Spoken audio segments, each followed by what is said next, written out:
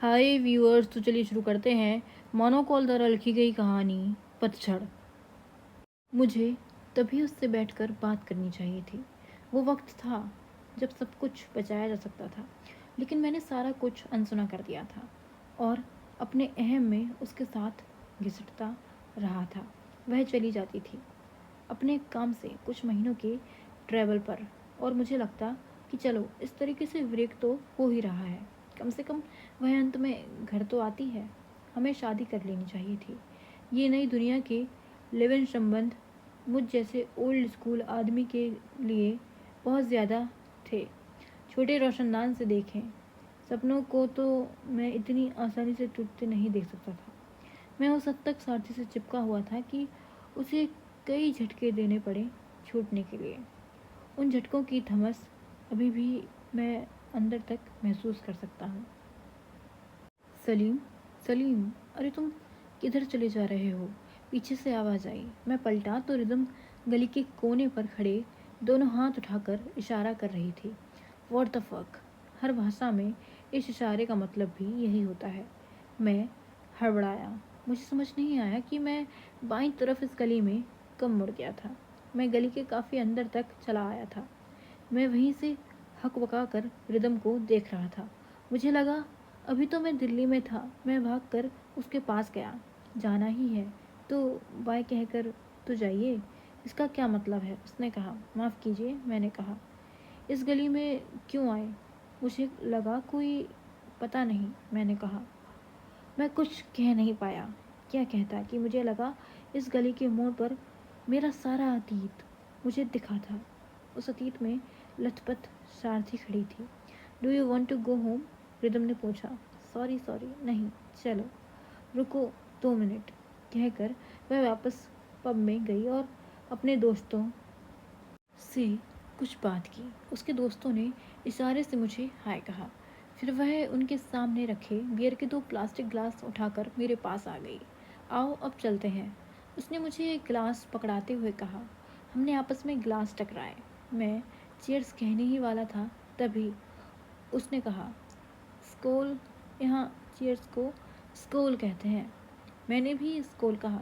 मुझे पता था कि मुझे और नहीं पीना चाहिए था, पर मेरे बस का नहीं था।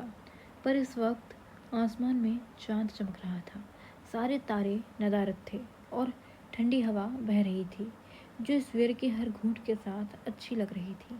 चारों तरफ खुशी से भरे जीवन के चित्रों की तरह लोग नजर आ रहे थे।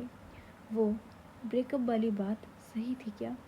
यह सवाल पूछते ही रिदम कुछ टटोलने लगी। उसने बियर मुझे पकड़ा दी। उसे कुछ ही देर में बैग में रखी अपनी सिगरेट मिल गई। हवा तेज़ चल रही थी। उसने 2-3 बार कोशिश की सिगरेट जलाने की, पर जली नहीं। जिस दिशा में हवा आ रही थी, मैं उस दिशा में आड़ बनकर खड़ा हो गया। वह मेरे शरीर के पास आकर थोड़ा झुक गई। सिगरेट जल गई थी। पहले काश के साथ उसने मुझसे अपनी बियर वापस ली। उसके बाल हवा में उड़ रहे थे। उसकी आंखों में चमक थी। मैंने अवसर पाकर एक और सिगरेट जला ली थी। तो बताइए, उसने फिर पूछा। मुझे लगा वह अपना सवाल भूल चुकी होगी। हाँ, कहा तो सब सही था।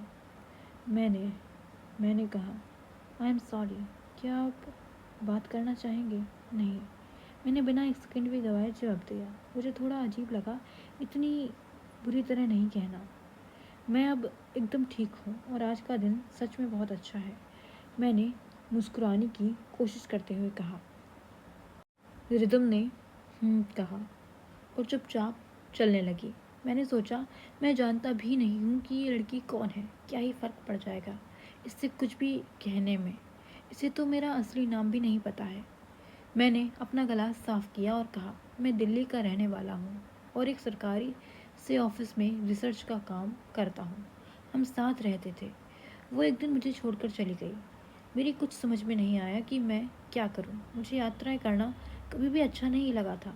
मैं इस रिसर्च के लिए किताबें पढ़ता था, पर एक काम की तरह। किताबें मुझे बहुत पसंद नहीं थीं। बस मुझे पता था कि मैं दूर जाना चाहता था। जैसे ही यहाँ आने का रास्ता दिखा तो तुरंत चला आया। पर पहली बार दिल्ली से इतनी दूर आया हूँ तो पैरों तले ज़मीन थोड़ी खिसक रही है। मैंने ये सारा कुछ अंग्रेज़ी में कहा था, इसलिए शायद अजीब सुनाई दे रहा था, जैसे मैं किसी और के बारे में बात कर रहा हूँ। अगर मैं यही बात हिंदी में कहता तो शायद पूरा कह भी नहीं पाता। जितनी सीधी ये बात सुनाई दे रही है उतनी सीधी शायद है नहीं, उसने कहा। हाँ, उतनी सीधी तो नहीं है।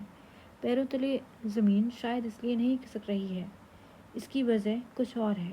उसने आगे जोड़ा। हम चुप हो गए। चलते वक्त कभी एक दूसरे को देख लेते तो एक सहानुभूति की मुस्कुराहट दोनों के बीच तैर जाती। वह चलते चलते जिधर घूम जाती मैं भी उसी तरफ चल देता। कभी हम अचानक किसी चौराहे पर पहुंच जाते तो लोग, संगीत और नाच गाना हमारे चारों तरफ दिखने लगता। तो कभी एकदम किसी वीरान सी गली में हम होते जहाँ कुछ कोने में दुबके लोग नशा करते पाए जाते।